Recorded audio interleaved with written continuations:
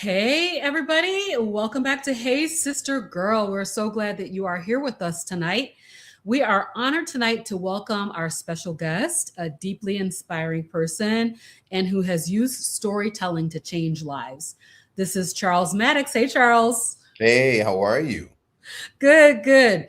So, Charles is an award winning filmmaker. He's an advocate and creator of various health focused documentary series on diabetes, chronic illness, longevity, and now he's getting into the topic of menopause. And this is a life stage that affects every woman and oftentimes goes ignored. So, of course, you guys know my name is Robyn Herron, and I am your carnivorous grandma and a life coach, health coach. And I'm not sure if G is going to be able to join us tonight. She's on the ship. As you guys know, sometimes we get some technical difficulties when it comes to ship time. Mhm. So, we'll see if she joins us. We'll be happy to see her, but otherwise, we're going to move forward with Charles. So, I want to mention that Charles's work has been featured on major media outlets and has helped millions rethink how we approach health. Tonight, we're going to talk about his journey, how he got into health advocacy, and why he's passionate about menopause awareness, what he's learned about resilience, transformation, and women's health.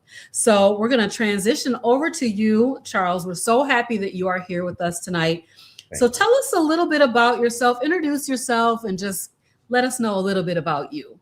Oh man, I can go on. I don't even know where to start. I can go on for days. But I would say over the last few years, it's I've really been an advocate since I was diagnosed with type 2 diabetes about maybe like 13 years ago, Mhm. 14 years ago.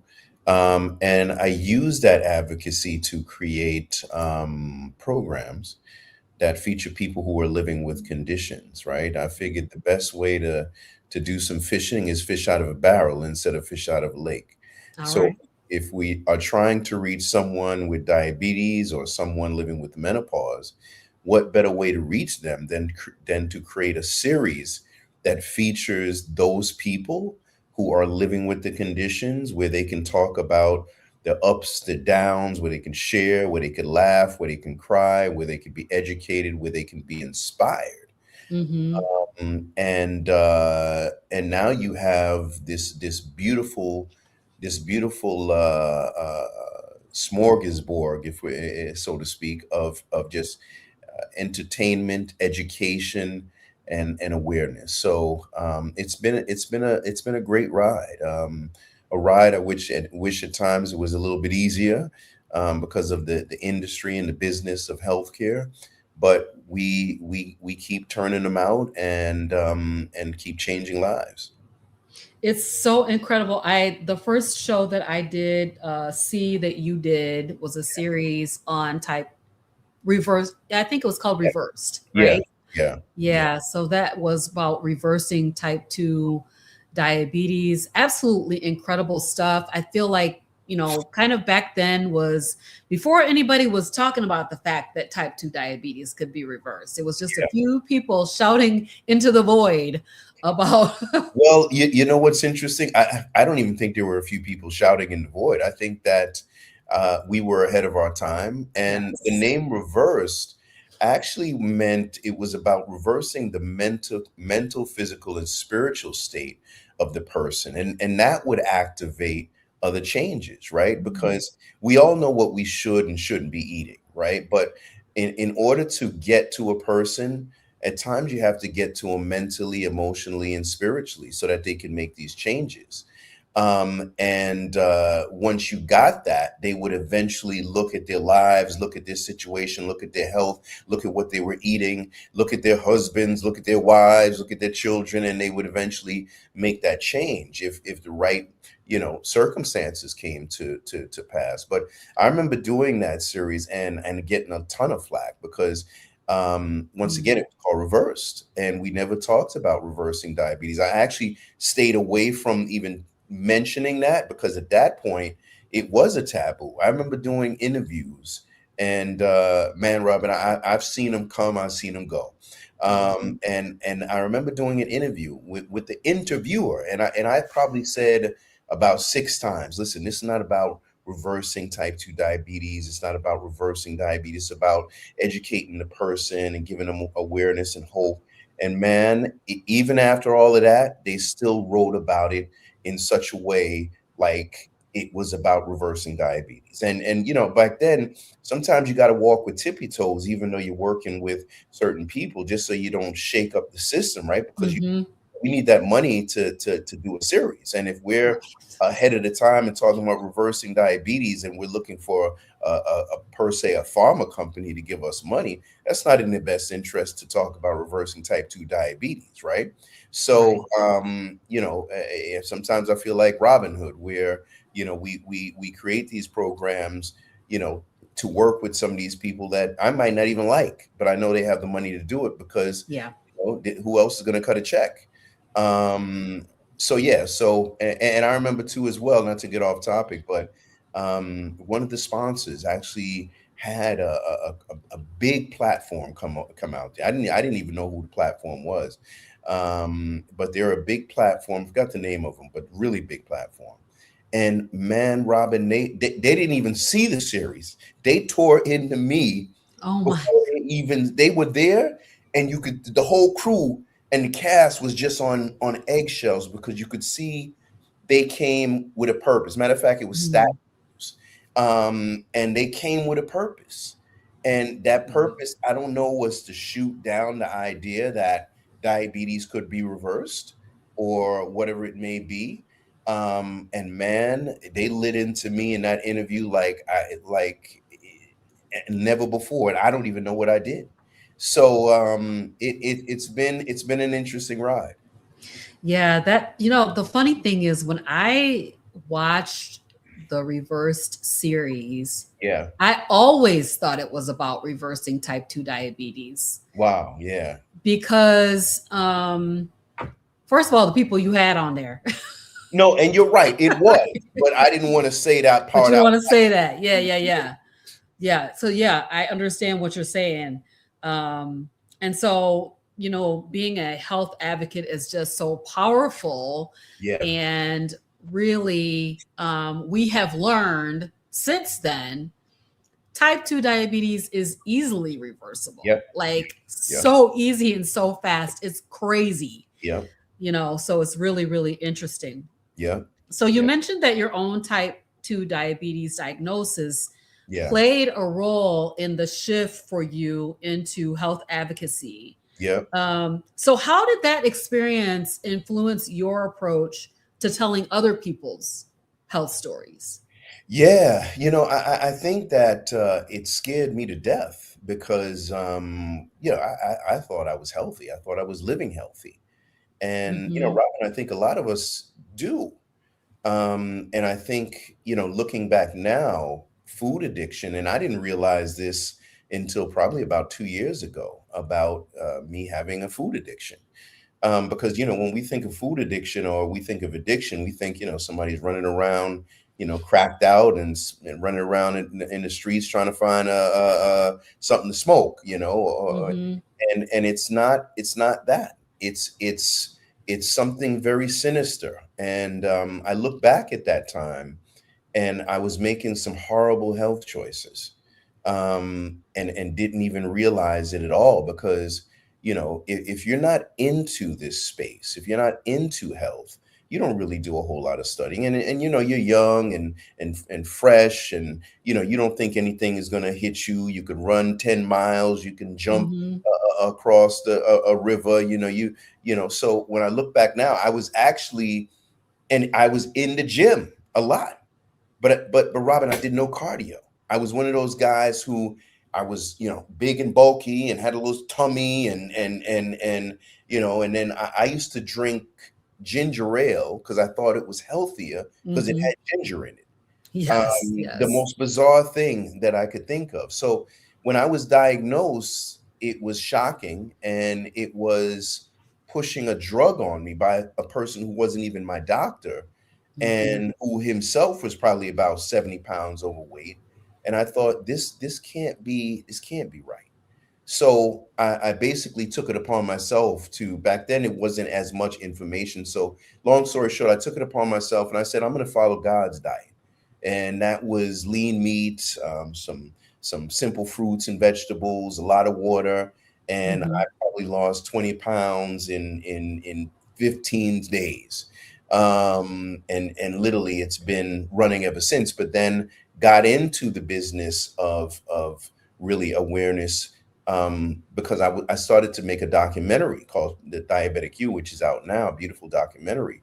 And I just saw things that even to till this day, Robyn, that just shake me up, where I'm like, how is this possible in healthcare? Why is this Mm-hmm. going on? What is damaged? And it's unbelievable, the stuff that I've seen and the people I've talked to, and the dealings that I deal with every day. It's unbelievable. The funny thing is that a lot of people think about this type of conversation as like conspiracy theories Yeah, around what is going on with our healthcare, pharmaceutical, food chain system, yeah, kind of all this, back and forth between them. yeah, But it really is, it's a huge problem for us as consumers, yeah, that we have this handshaking going on between these different organizations. And, I'm not even call it organizations, like yeah. these big conglomerates, Um, right, that yeah, are handshaking behind the scenes yeah, and making us all extremely sick in the process. yeah, yeah, It's yeah. really sad. It's unbelievable, to be honest with you. Yes. So I'd like to talk about the connection, because now you've gone from diabetes, and now I haven't seen this new documentary. Is it out yet? No, it's coming out soon. It's coming out. Okay, all right. I'll be looking for that. Yeah. And now you're doing menopause. So are there threads that connect these projects, or like in your mind, is this a single thread? How does this play out? Yeah, the thing is that when I created the reverse diabetes series, I realized that, oof, you know what? I when I first created, I thought, man, I'm gonna, all, and this was a different time when actually these companies were, more generous and pushing the agenda of diabetes, and they were big spokespersons and all this kind of stuff like this, and there was just a lot more interest in promoting diabetes. And when I did the first one, I thought, Robyn, I thought, man, I'm going to clean up. This is going to be a walk in the park. And when I tell you, I reached out to everyone from dialysis companies to pharma companies to you name it, and nobody was interested. I Mm, got fortunate with one lead from a company called Mankind that makes an inhaled insulin, and they were just brought in a new CEO and so on and so forth, and he bit. Um, so that's how we were able to get that off the ground, which aired on Discovery. But after that, I wanted to follow up. And I'm like, okay, well, this first one is out. It's a great one. It was a hit in many ways. mhm. And once again, I'm bucking up against this industry that's not looking to change. But I realized that I had created a formula, that Mhm. this formula could fit any condition. Wow. And I didn't want to limit myself by saying, okay, well, if I can't jump into diabetes, then what? I'm going to give up? No. Um, as a young brother hustler from New York, man, we gotta keep it moving. So we looked at other condition states and said, like as we do now, what am I passionate about? What fits this? And all the projects that I do have some sort of meaning behind it, uh, Mhm. or attachment to it. So, like, we did a beautiful series on cancer. My father passed from cancer in Mm. 2016. So that was the motivating factor for me to create a series on cancer. And we've just been rocking it. We've done a series on keto. We've done a series on carnivore. We've done a series Mhm. on, HIV. We've done a series on disparities. We've done a series, so we've been killing this thing. And so it was really a formula that we created. And now looking at that formula, a friend of mine was dealing with menopause a few years ago. And Mm-hmm. I remember her dealing with some mental health um, issues. And I kind of looked into menopause, and I realized that, there's almost a billion women dealing with menopause, and there's little to no advocacy. Um, Right. so I said, you know what? Let's see if we can make something happen. And of course, same thing. You're excited about reaching out to these big companies, thinking that this company has a drug coming out on menopause. There's no way they're gonna turn this down. They Uh, want that drug to come out. yeah, what you You want that? can't Well, take it. because remember, this is just about awareness. So if they've got a Mm-hmm. drug, what better way? They need to team up with us because they could reach millions of people Mm-hmm. to target with their drug. And man, it's unbelievable what you have to go, what I have to deal with. I mean, even today, I have a new platform called Revoke, and I wrote Mm-hmm. a piece on that included sleep because we're working with sleep disorders, Oh, that's a series on good. sleep disorders. And we reached out to the biggest company, ResMed, that makes billions from what the internet said. Yeah. And this lady hit us back, said they don't have a budget. And I'm like, hold on now. You don't even know well, hold on. Even if it's $1,000, not that we're looking for $1,000, but Right.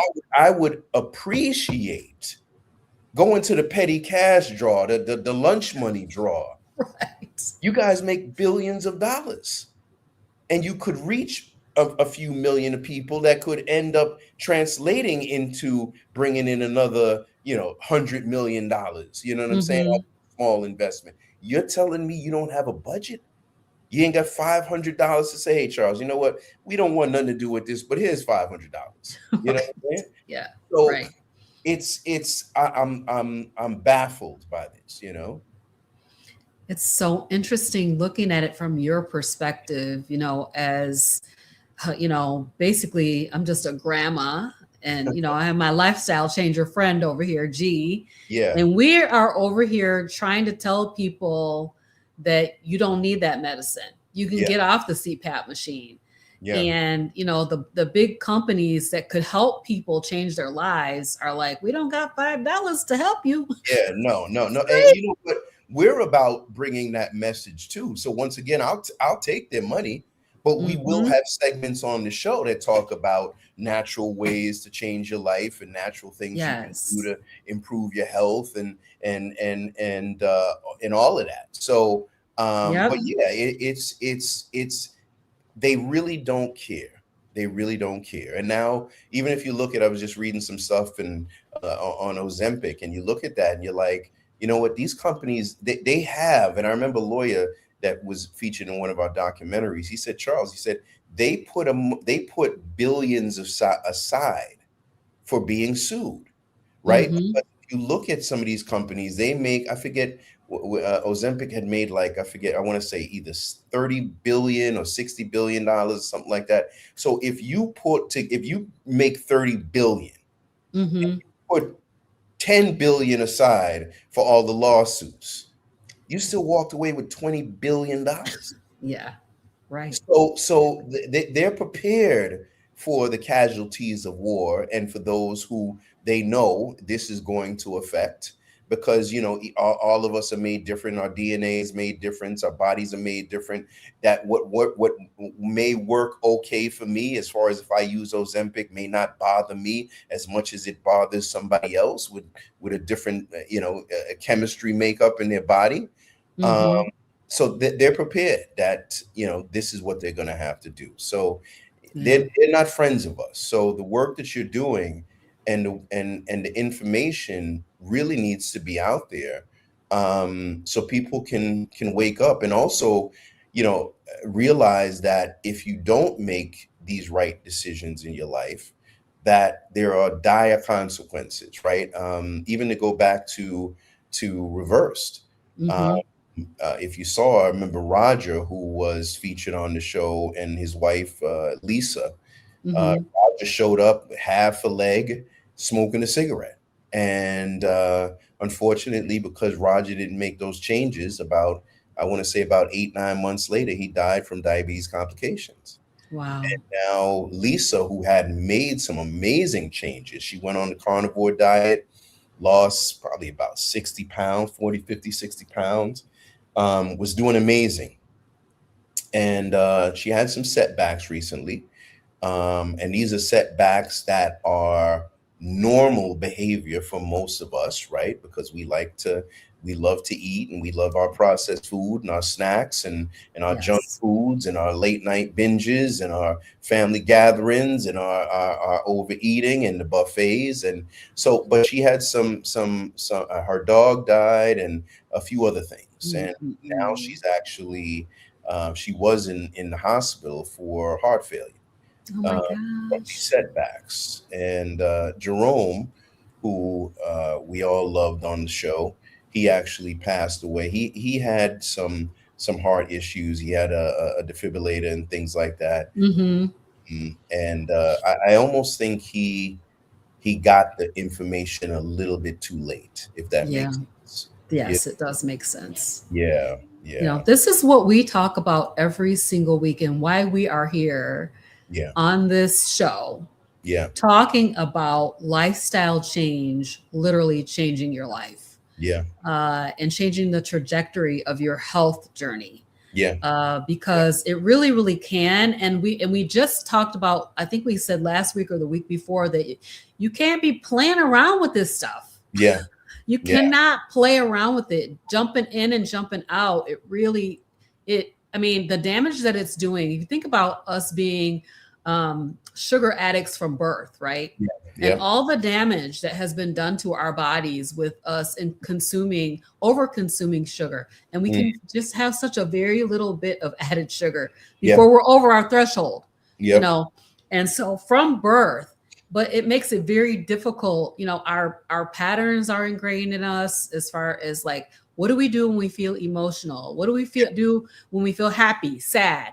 You know, when we're with friends, or we just came through the holidays. All of those things play a factor yeah, in making those choices. And really, I say you got to set your face like a flint, yeah, like the word says. You got to set your face like a flint. Like, I'm not going back to what yeah, I did before.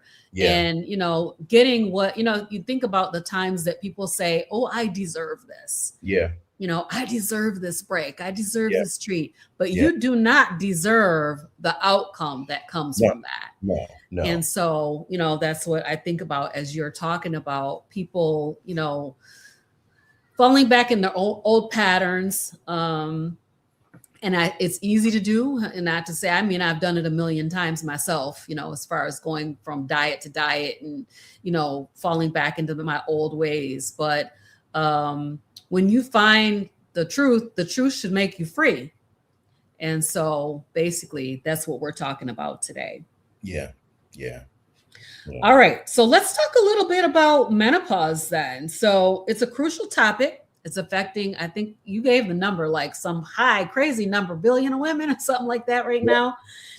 yeah, It's under discussed and stigmatized, right? We do not talk about it. Just like what I want to say for men, we don't talk about testosterone. No, we don't talk about it because it's like a stigma yeah, around it. Same yeah, thing with menopause, like, people getting older and, hormonal changes and body changes. So you said that there was a friend of yours who was dealing with the symptoms yeah, of menopause, which yeah, drew you to this topic, right? yeah. So tell us a little bit about what you're doing with this new series that you're working on. Well, I think it's done. It's Yeah, coming soon. yeah, yeah. It's 99.9% done. We're just adding the credits to it, and it was a few little tweaks in the last episode, and then I'm gonna get all the episodes together and go over it one more time, just in case I see a little tweak here, a tweak there. But it's ready to go. And we just got back from the UK not too long ago. I spoke out there, and we're working on a screening out there in the UK too as well, because we're looking to do a series in the UK on menopause, because worldwide it's an issue, and there's just not enough awareness of it. So, we're looking at different options for distribution. I mean, even though I can easily put it on the Amazon Primes or the Tubies and the Apple TV, um, Mm-hmm. I've seen, Robin, that really doesn't do anything for me. It may sound good to somebody else. It may sound good to a sponsor. But when we look at, really trying to reach the people and make a penetration, it needs to hit a lot bigger and deeper. So we've been looking at some options there as far as maybe bringing on a Holly Berry who is actually, pushing menopause right now, and Mhm. she can easily, garner a ton of attention for the series, which it needs.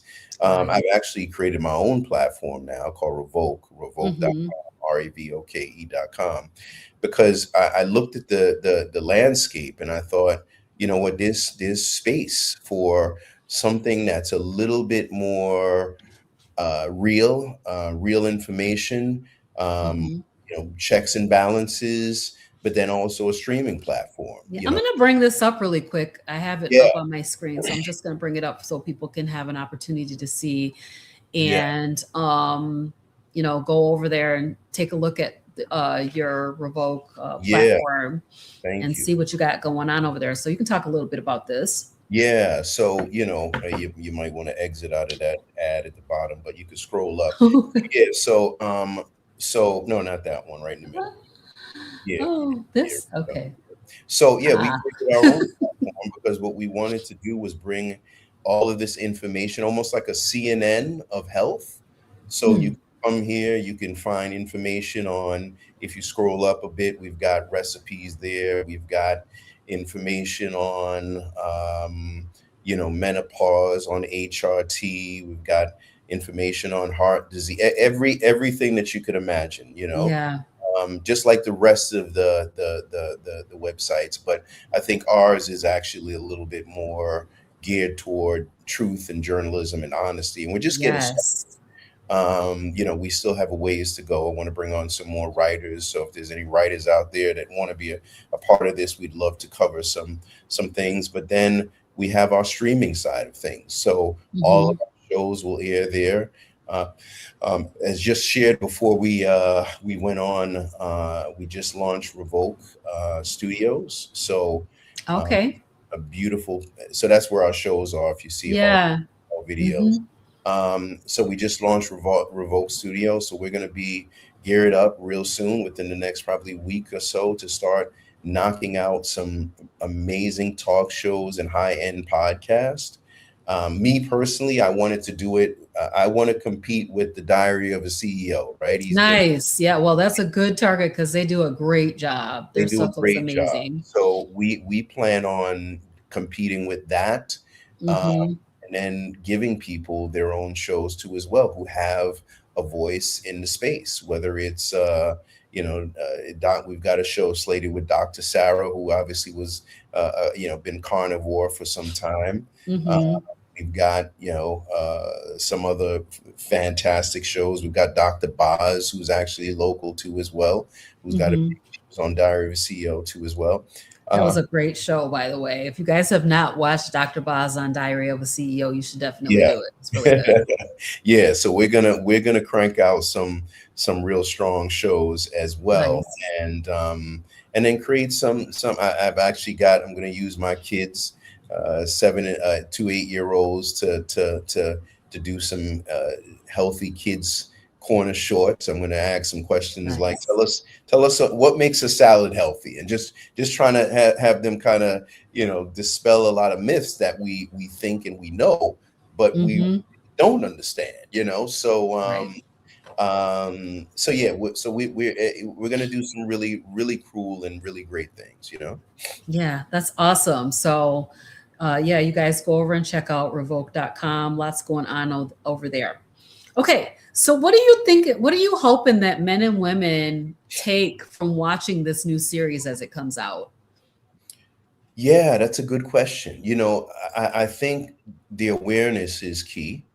I Hmm. think that the inspiration is key, and inspiration to go and find an expert or a doctor that actually can help you, right? Because a lot of women are going to people and doctors that can't help them. They don't know about menopause. And so they are lost in the wind. They're trying to figure out whether HRT is good for them or whether it's not. Marriages are being broken up because, once again, like you said, we don't talk about this. So there's a stigma. So Yeah. men don't understand when women are having some mood swings or some issues or health concerns, and it's like, you got an attitude tonight. You know what I'm saying? What's your Yeah. problem? And Hmm. so we've been hiding this too long.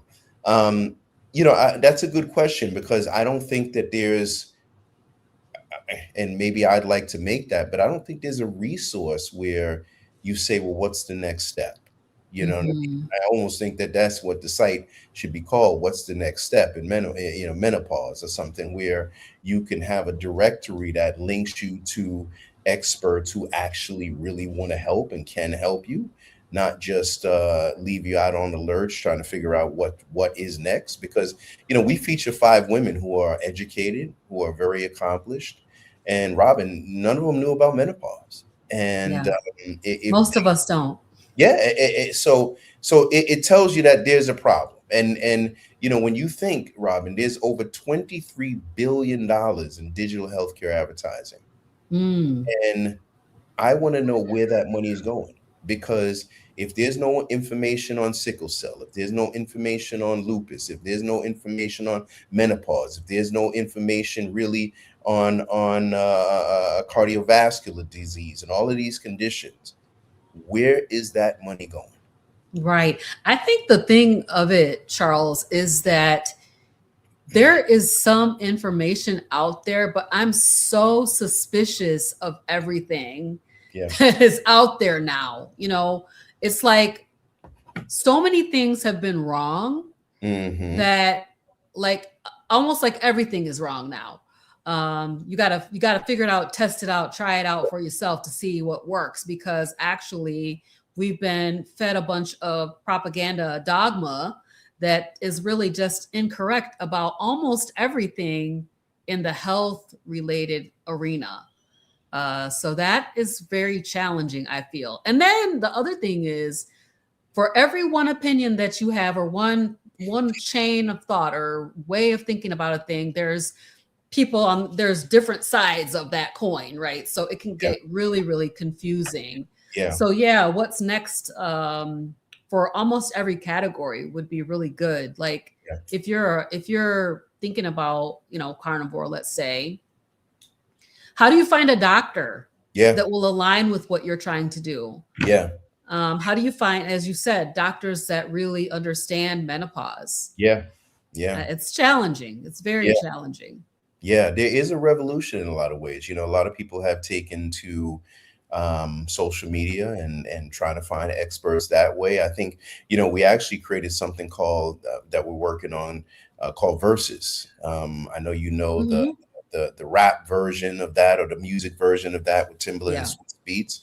Well, we're going to do that with experts and doctors, because Mm. I think there's a lot of misinformation out there, and I want to line up in a cordial conversation two experts that think very differently, and flush this out. Because I hear, some people, let's just say with cholesterol, they say, well, high cholesterol and the good cholesterol is good for you because it protects you from dementia and a lot of other things that they claim is good. And then you hear people say no, like high cholesterol, that stuff that they're talking about over there is wrong, because people Hmm. didn't live that long to be able to gauge whether. So same with HRT. Some people say that it's amazing, and it's been too long that the government and people didn't recognize it for what it is. And then there's some people who say no, you shouldn't be on that. You Yep. have people. Even today I had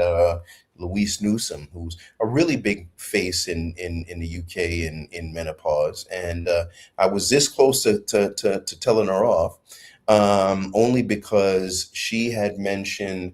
I was in a clip that was featured in the UK, and she says, "Oh, Charles, I don't promote that particular company who pushes these conferences for women in menopause, because they promote vitamins, right?" Mm. And once again, we have people who promote vitamins, and then we have people who say vitamins are worthless.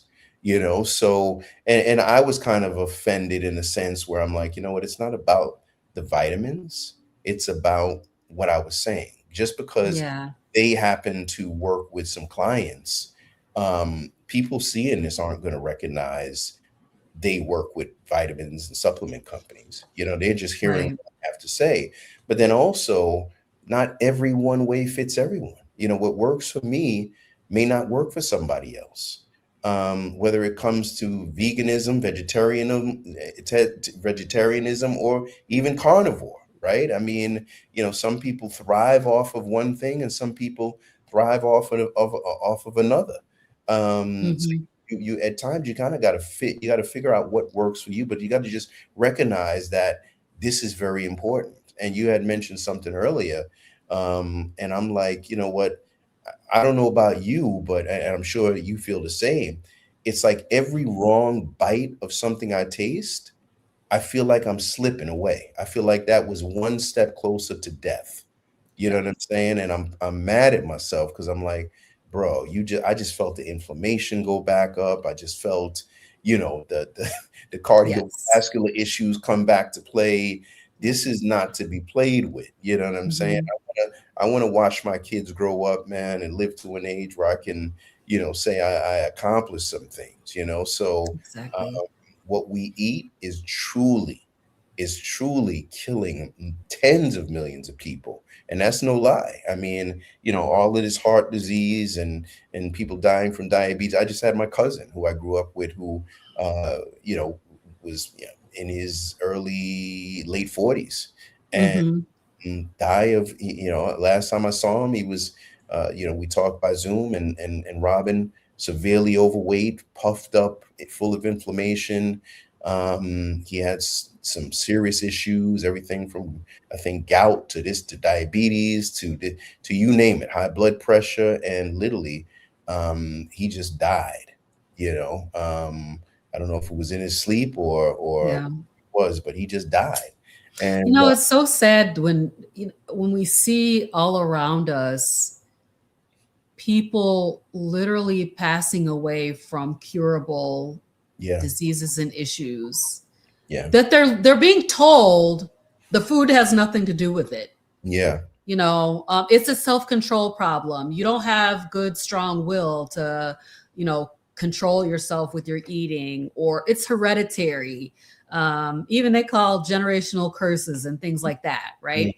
mhm, And we say here that it's not the disease necessarily that runs in the family; it's the food.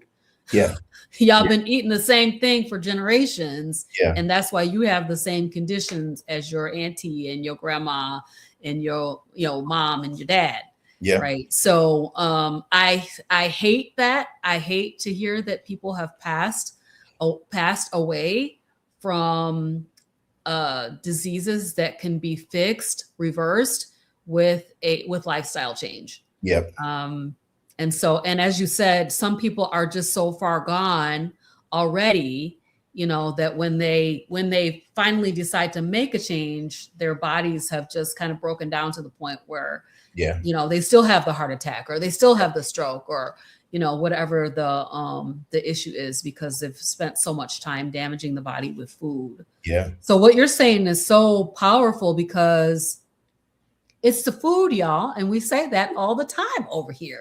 It's the It is the food. And you need to be considering the things that you put into your mouth. When you put that food in, I'm calling it food with quotes because a yeah, lot of times it's not even meant for human consumption. yeah, yeah, But, yeah, and your inflammation goes up. Well, then the next time, maybe you shouldn't eat that again. yeah, yeah, you know when I eat something like mint, and my anxiety shoots through the roof, well, I yeah, know I shouldn't eat that anymore, yeah, yeah, because that is causing me to go back to where I was. yeah, yeah.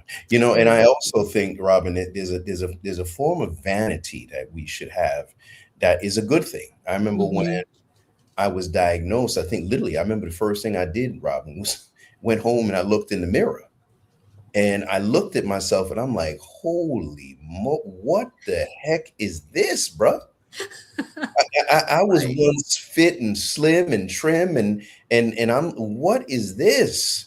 And to let myself go like that, we should have a sense of vanity. We say, no, I don't need to look like this. This is not Yeah. how I should be looking. I mean, how many times have we Mhm. gone on our Facebook and seen friends and family who we don't even recognize them because they didn't let themselves gain 60, 70 pounds and out of Yeah. shape and ain't working out, eating bad. No, we have to have some vanity where we say, no, I want to remain 25 for, in my mind, and maybe not fully physically, but yesterday I was doing some lunges and some stuff like that in the studio, and I'm just like, this is what I should be doing, period. Mhm. Why did I ever lose this step? Why am Right. I not doing the same thing I was doing when I was 16, 17 years? Why am I not still playing basketball that way, or running like that, or grabbing the football and playing with the kid and having a good game? Why am I not doing these things? So Right. all these things play a role too as well. And like I said, if you're listening to this, look and ask yourself, do you have an eating disorder? And Mm. that might be one of the first things that you have to recognize, even when it comes to eating healthy, right? Because you could still even do carnivore and still have an eating disorder. And man, I seen a guy the other day. He was going on a lion diet, and Mhm. man, his steak was about this thick, and I'm and about this big, and I'm Mm. like, bro, I get it, but you know what I'm saying? I mean, that's just, it's just a little too much food, right? Too much meat. That is still gonna stick into your gut. So we have to real, and then also, even if you get on that particular lifestyle, if you don't address the food addiction, if you don't address this, it will come back to bite you, because you will last for a little while, then you'll pass Arby's or something like that, and you'll run in there and go Right. get yourself one of them melts. And I've done it too many times. Mhm. And Mhm. it literally will set you back, and you'll wish you didn't do it. So what we eat is literally killing us, and Yes. um, you have to address it. And remember, it's not about a food addiction for me. I remember when I had and I'll let you jump. I remember when I realized I had a real issue. I was picking up my kid from school. Now we had probably an hour drive back, Robin, and she had wanted something from this place, like a cheesesteak Mhm. sandwich. And I remember telling myself, no, I'm not going to get this. I'm fighting with myself the whole ride, literally Mhm. an hour. No, I'm not going to do this. And I get there, and I did it with the chili cheese, with the cheese fries and all. Oh man. Oh And man. and then another time I remember, and this is, I would do this kind of often. Um, I would go to, I'd be up working late, and find myself strutting into 7-Eleven at 12 o'clock at night to get anything that wasn't nailed down, from Mhm. patties to potato chips to you name it. And that's when I realized, I said, there's a problem here.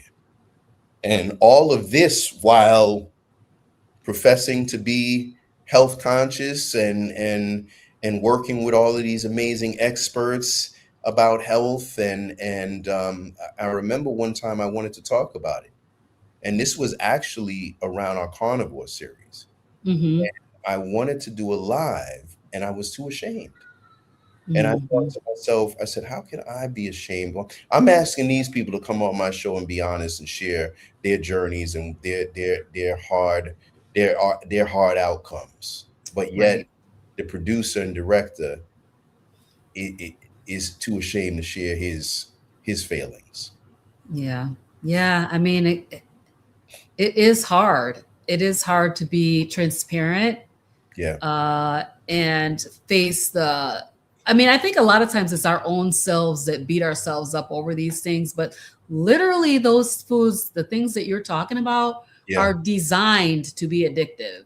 yeah, And yeah, so when you're having those thoughts like fighting with yourself, battling yourself, like I'm gonna take the kids to McDonald's, but I ain't gonna get none.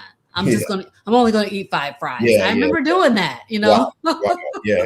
Only five. We five counting that number. fries. Yeah, we counting the number down. Yeah.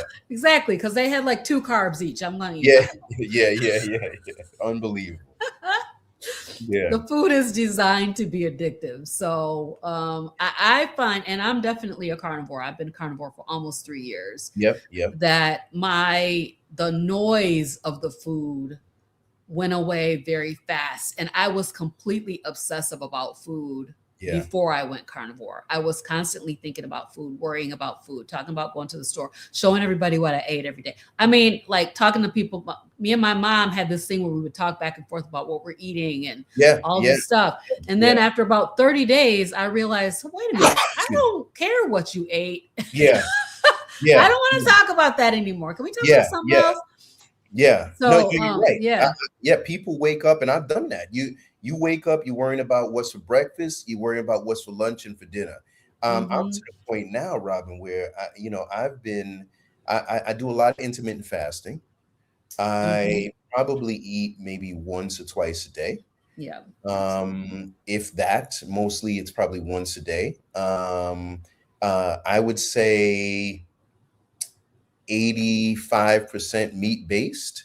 So I'm not a full carnivore, but Mm-hmm. 85% meat based. And I'm almost sick of food, to be honest with you. I can see myself doing, and I have done, 5-day fast and things like that, because yeah, I'm so over what this can do for us, Mm-hmm. to our bodies and to our life. And Right. we are just consumed with the idea of eating, that it has really taken over all of our lives. And even Yes. if you take a ride from, you said you live in, I think, Detroit, right? Not Detroit, Kalamazoo, Kalamazoo. And Michigan. if let's say you're probably in a little bit more, even in Kalamazoo, if you go from one stop on the freeway or the highway and go down 5 stops, you're probably going to pass 100 fast food restaurants. We can't Yeah. go from one stop to the next without there being McDonald's, Arby's, Denny's, all this kind of stuff like this. Yeah. It's unbelievable. It really, really is. It really is. Y'all stay out of those places. Yeah. All right, let's go back and to kind of transition back to menopause for a few minutes. Yeah. I'm curious to know, what are some of the most surprising things that you learned as you went through this series, from your experts and the participants in the series? Yeah, I think that, we even had a couple on there that what's the word for it? Same sex couple. Mm-hmm. And it's interesting, the dynamic, because both of them could not be in the mood too. It's not just men and women, or men and woman thing. It's two same sexes could be not in the mood, um, Right.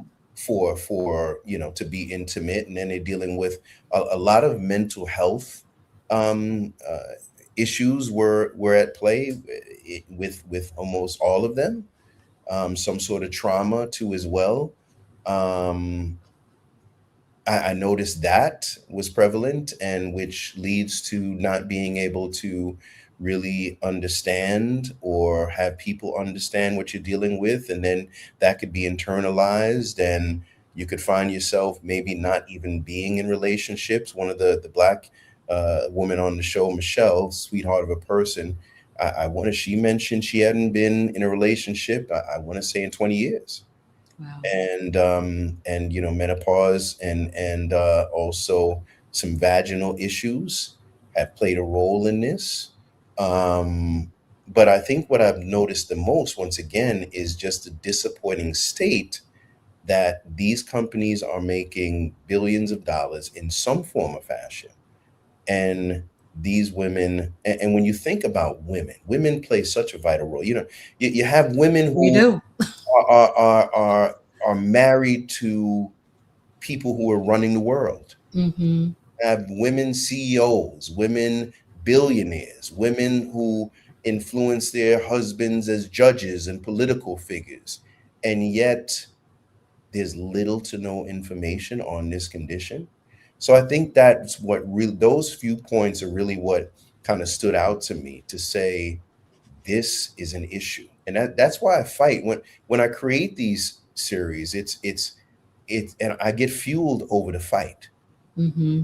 It blows me away when I reach out to companies that I feel should be jumping at the bit. Even if they get nothing out the deal, you don't have to, if you're a $1 billion company or even a multi-million-dollar company, you don't have to get anything out this deal. Right. Just say, hey, you know what, Charles? Throw our name on a credit as special thanks. That's all we want. We just want Mm-hmm. support. I actually reached out, which is interesting, to that same CEO who helped with the first series, and sent him an email. I said, "Hey, Mike, you know, diabetes and sleep disorders play a big role, cardiovascular issues." And he replied really nicely, and he said, "Charles, man, I love you. You're amazing.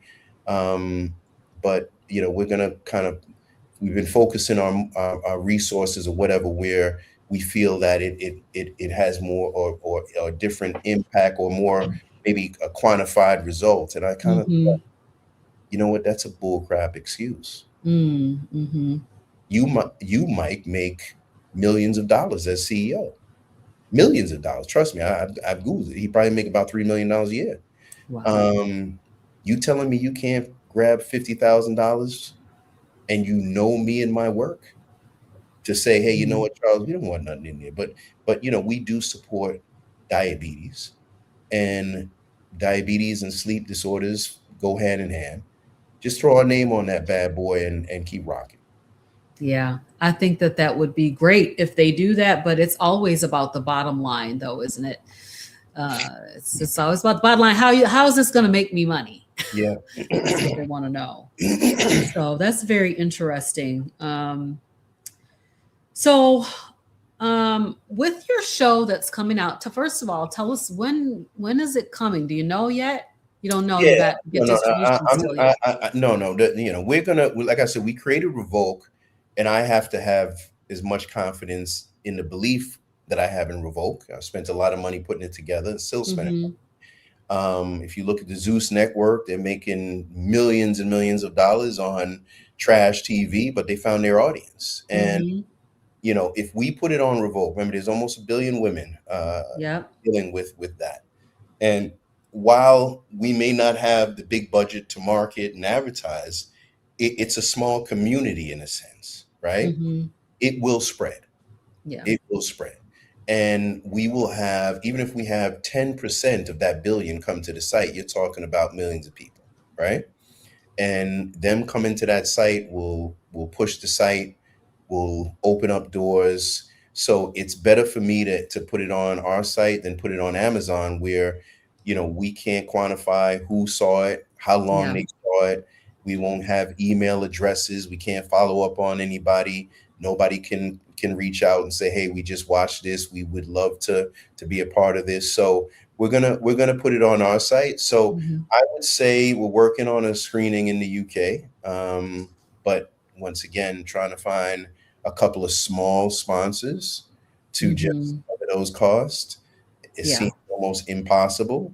So if that doesn't happen, we'll just, probably in the next 30 days, Okay. um, we'll put it out. I am going to work with Edna. She's a big PR person out of Los Angeles who represents, a bunch of major celebrities and things like that, and had a good Yeah. run with her before. So I may bring her on to do a quick 30-day press launch and go Mm-hmm. to talk shows and maybe Tamron Hall and a few things like Yeah. that, and Yeah. then That's go good. out and then put it out there. Awesome. Well, I'm really looking forward to it. I don't know how I found your reverse series. Yeah. I just remember watching it, like I was so taken aback by it. It was excellent. It was excellent. First of all, I was like, why can't I be there? That's Yeah, really yeah, cool. yeah, yeah. Next one. Costa Rica, yes. Yeah, next one. We have to do. There's so much information out there. I think we need to do a follow up on a few things that we Mhm. talked about before. Where and maybe it's being a part of the talk show on Revoke, you know, where we kind of flush out, you know, the truth, the myths, the information, Hmm. the disinformation, and really kind of get to the bottom line, you know? Yeah, absolutely. Okay, so we're gonna wrap it up.